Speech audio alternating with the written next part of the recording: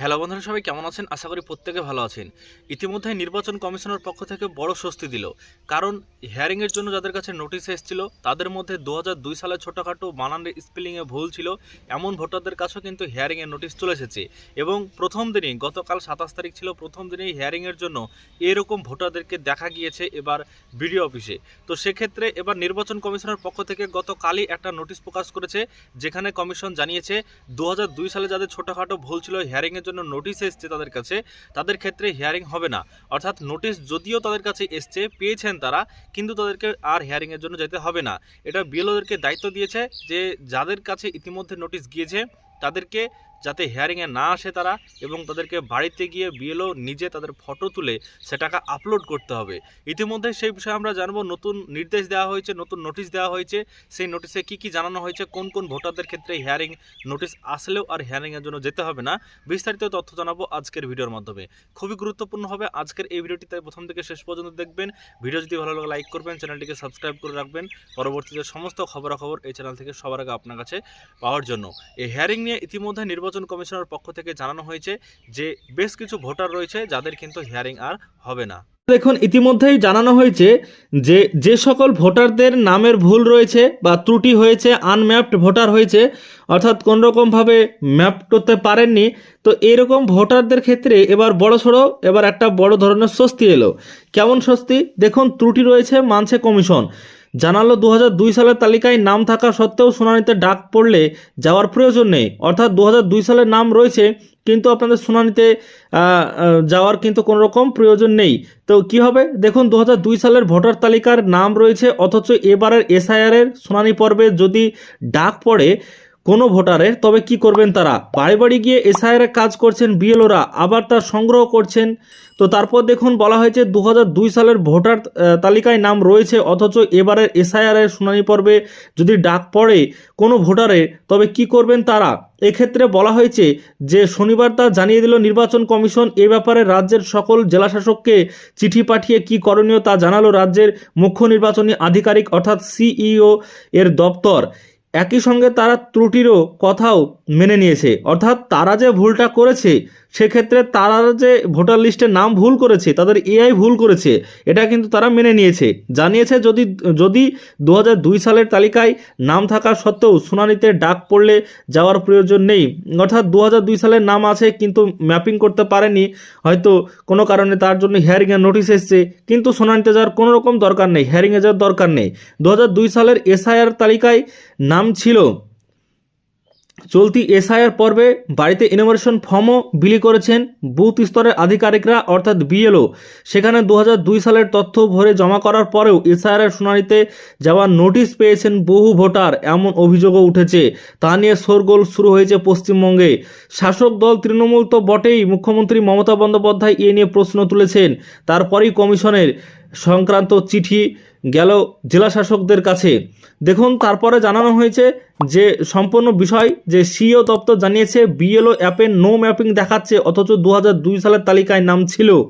এমন অনেকে রয়েছেন নো ম্যাপিং, অর্থাৎ 2002 সালের তালিকার সঙ্গে যে ভোটারদের কোনো ম্যাপিং করা যায়নি তেমন ভোটার।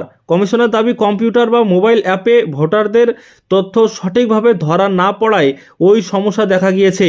এই গড়মিলে সংশ্লিষ্ট ভোটারের কোনো দোষ নেই, এ ধরনের সমস্যা সম্পূর্ণ প্রযুক্তিগত। কমিশন জানিয়েছে সংশ্লিষ্ট ভোটারদের শুনানিতে ডাকা হবে না, এমনকি নোটিশ পাঠানো হবে না। যদি এমন কোনো ভোটার শুনানি নোটিশ পান তবে তাদের শুনানিতে যাওয়ার প্রয়োজন নেই, তাদের শুধু পুরনো ভোটার তালিকার তথ্য দিলেই হবে। জেলা শাসকদের পাঠানো চিঠিতে কমিশন জানিয়েছে 2002 সালের ভোটার তালিকার কাগজ দেখে সেই তথ্য জেলা নির্বাচনী আধিকারিক অর্থাৎ ডিইও যাচাই করবেন।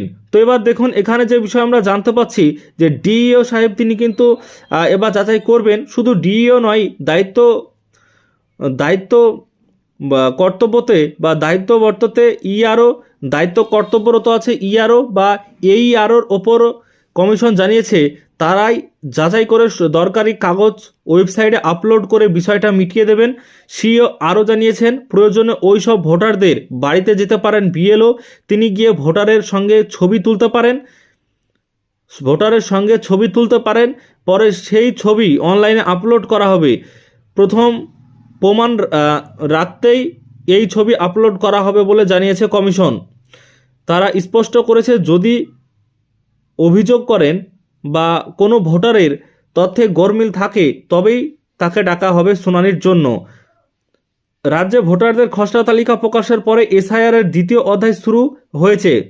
শুনানির জন্য ভোটারদের নোটিশ পাঠানোর প্রক্রিয়া শুরু করেছে কমিশন।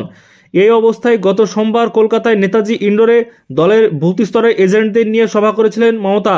সেই সভা থেকে তিনি জানান, 2002 সালে কোনো ভোটারের যে ঠিকানা ছিল এখন সেই ঠিকানা বদলে গিয়েছে।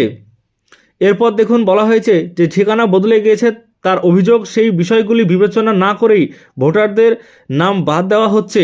মমতার দাবি, বাস্তবতার কথা না মেনে ভুল ম্যাপিং করা হচ্ছে, এটা গ্রেট ব্লান্ডার। এরবার সেই ত্রুটিরও কথা মানল কমিশনও। তো দেখুন, এবার সেই ত্রুটির কথাও মানলো এবার কমিশন, অর্থাৎ এবার যে কমিশনের যে ভুল হয়েছে বা ত্রুটি হয়েছে সেক্ষেত্রে কিন্তু কমিশন এবার মেনে নিল। মানে যে ছোটোখাটো আপনাদের যে আনম্যাপিং হয়েছিল 2002 সালের নাম আছে আপনাদের বা নাম নেই, সেক্ষেত্রে আপনাদের হিয়ারিং নোটিশ চলে এসছে, এক্ষেত্রে কিন্তু আপনাদের যেতে হবে না।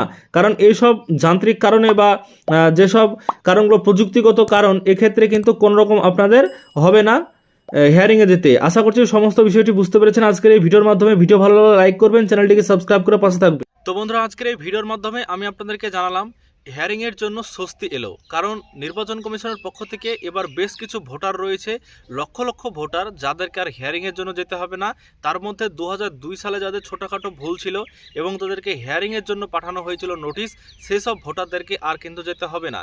কিন্তু এই বিষয়টা যদি আগেই জানাতো নির্বাচন কমিশন তাহলে কিন্তু সব থেকে ভালো হতো, কারণ ছোটোখাটো ভুলের ক্ষেত্রেও বা বাবার নামের ভুলের ক্ষেত্রে যাদেরকে হিয়ারিংয়ের জন্য নোটিশ দেওয়া হয়েছে তারা কিন্তু বিভিন্ন কাগজপত্রের জন্য ছোটাছুটি করছেন।